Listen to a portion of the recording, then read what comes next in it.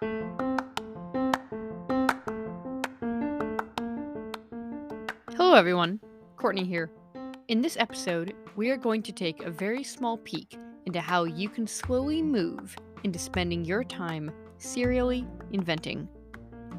Now, we aren't talking about quitting your job and going rogue here right off the bat. No, we are talking about very small micro movements that end up becoming large tsunamis over time.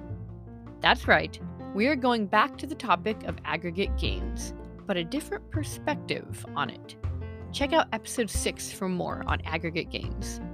Welcome to episode number 16. Let's get into it.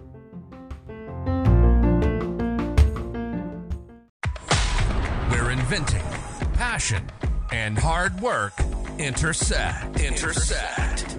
Welcome to the Serial Inventing Podcast. Bite-sized, perspective-altering episodes on serial inventing and beyond.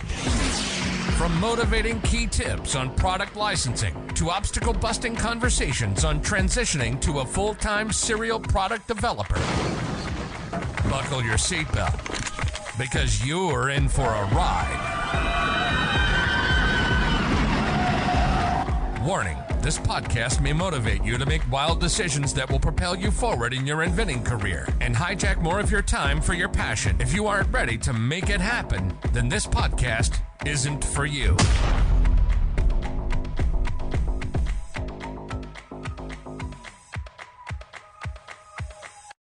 When we are young, we get some patterns placed into us about how we should live life.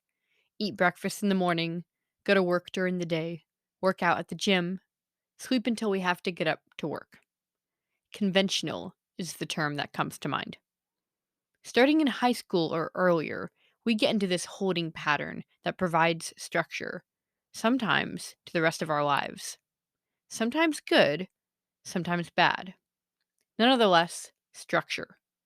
But what if you are trying to fit something into your life that doesn't fit your current holding pattern? What if you want to join a book club, but can't because your kids get hungry right after you pick them up from school and you must cook for them and be with them? Do you give it up? Yes, life involves sacrifices. But often we sacrifice our dreams and merely assume that because our life wasn't made to have a space for it, based on our patterns we created ourselves, it isn't meant to be and therefore must be sacrificed. And maybe there is a bit of internal survival tactics on the importance of habits and holding patterns, but I'm not talking about those. We often talk in a manner of saying that our life doesn't have space for our airy dreams. Let me rephrase this. Based on our holding patterns, we would prefer to enjoy comfort and avoid the disruption of our holding patterns that we created because it makes us feel safe. And feeling safe is innately and instinctually better than finding space for our dreams. Yet, we will never accomplish them if we are always trying to look for space and are always upset that there isn't any. Instead of looking for space, we must remove things from our lives and create space for our dreams to flood into. It's important to make sure that when we do create that space, something less important than our dreams doesn't take that space up. Think of this like musical chairs. Normally, you would remove a chair, and the people who are the fastest at grabbing a seat stay in the game. It's kind of like the things you want to do and the things you have to do are always fighting for time in your day. Some things gotta go. You only have so much time in a single day. Except, often we want to do so many things and overcommit ourselves where there are 10 people and only 5 chairs. And just because the fastest people get in the chair doesn't mean they should be the ones there. Sometimes, when we make space for our dreams, we instantly fill it up with other things. I've always wanted to paint the house for years. Inventing can wait another 3 months. Except you didn't have painting the house in mind when you made space for your dreams. It would be nice if we could just walk over to the side of the room and add another chair to the circle. But adding hours in our day only goes so far until you start eliminating dangerous things such as eating and sleeping. So instead of adding more chairs, it's better to look at everything you do and start removing things so other opportunities can have a place at the table or a seat in the chair when the music starts. Just think what would happen if we could structure our lives where we had 5 chairs and 5 people. 5 hours in a day and 5 things we knew we wanted to fill it with. Not 10 people and 5 chairs. And often, those 10 things aren't even what we want to spend our time doing. Your dreams aren't even on the list trying to find a spot. Take a moment to picture what it would be like to play musical chairs with 5 people and 6 chairs. It wouldn't be stressful. In fact, there wouldn't be a rush. It would be peaceful. Just a mere stroll to the chair with options even after everyone else sits down. Sounds nice, doesn't it? We want our lives to work for us. If this topic intrigues you, I'd recommend taking a step back into the past and giving a listen to episode 9. Try to start noticing ways your life is structured that you don't enjoy. We are talking about making some very small changes here. I'll give you 3 examples: mindless activities and time stealers. For example, you don't like how you scroll for hours on social media but can't seem to help it. People need relaxation, but often go for the easiest thing. Make that habit harder to do by erasing the app or removing it from your home screen. Think of something else you will do instead for relaxation that is equally, if not more enjoyable, that breaks that habit. Do a few test runs to practice it. Removing and replacing bad habits is difficult, and there is a science to it. I've placed a video in the show notes about that. By replacing something mindlessly relaxing with something meaningfully relaxing, we are often able to become more relaxed quicker and even get some time back. Making a mountain out of a molehill and procrastination. For example, we want to be productive when pitching, but keep feeling like we need ample time to do it. We are making it much larger than it seems.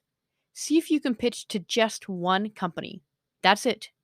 Depending on where you are at, whatever sounds doable to you, whether it's pitching to one company a day or one company a week, make it hard to fail. And one of the biggest ones, hesitation and stagnation in gaining back control. You know you hate your job, or you don't like waking up early, or you don't enjoy the gym you go to, or have always wanted to try windsurfing, but something is holding you back. Ask yourself why you haven't made it a priority and tried changing it. Why haven't you asked your boss if it is possible to try switching to a different shift, or why you haven't been able to block off a weekend to try windsurfing? Sometimes we need to sacrifice our comforts and other important things we need to do to accomplish other things we will never get to. As soon as you start posing these questions to yourself, the answers start popping up. Maybe you clean your house, do the dishes, or do laundry over the weekend, and you think those will never get done if you don't do it over the weekend. It's in our head. Well, what if you put all of that aside for one weekend and go windsurfing? You do it every weekend and it will always be there. Often we do things at particular times of the day or week and don't think we can do it any other day. Like it's a brick wall. It's impossible. A lot of honing in on serial inventing is taking down that brick wall and trying unconventional styles of life that work for you. And that's the case for anything you are really passionate about. Try doing the laundry after breakfast on Monday. I dare you. Go windsurfing on the weekend and finally make time to accomplish what you want. Elsewise, it will never happen. Change your lifestyle to fit your goals, but one small increment at a time. Focus on one small change to help rewire your brain. Tiny improvements to your lifestyle. Even once a month, making a small change until it's solidified before you move on to the next marginal gain. James Clear, the author of Atomic Habits, states that if you improve yourself by 1% every day, you will be 37% better in a year. Don't find space for your dream. You will never find it. Make space for it. Let your dream sit proudly at the front of the table for all other responsibilities to see. Take your power back, because then you just might have a fighting chance. So pack your kids a snack and pick them up from school and take them to the book club you've always wanted to go to. Sometimes trying something different that you've wanted to do and couldn't find space for can make a large change for others, such as finding out that many people in the book club also have kids but hired a babysitter so they could go. Choosing to try something different and being brave by bringing your kids can inspire thoughts like changing the location of the book club to a park where all the kids can play together, or at a daycare where the kids can have their own book club. Just by following a goal of yours to make it happen and join a book club has inspired young kids to read more, understand the power of education and literacy, form friendships, learn powerful values, and practice leadership, all the while accomplishing your goals. Well, that is just something special, isn't it? I wonder what would happen if more people looked at their schedules, responsibilities, unfit lifestyles, and fear in the face and accomplished their dreams anyways. My next podcast episode will talk about one of my absolute favorite topics. I even wrote a paper about it in high school, and it piggybacks nicely with this episode. I will leave you with this. Try your best to make note of things you don't enjoy that is conventional or a routine part of your lifestyle and write it down. That's it. Anything you notice you don't like, just write it down. If you are brave enough to step into vulnerability and take back your life from mindless activities, time stealers, procrastination, hesitation, and stagnation, I'd consider giving a read to Dare to Lead by Brene Brown. Thanks for tuning in and taking a few bites with me today.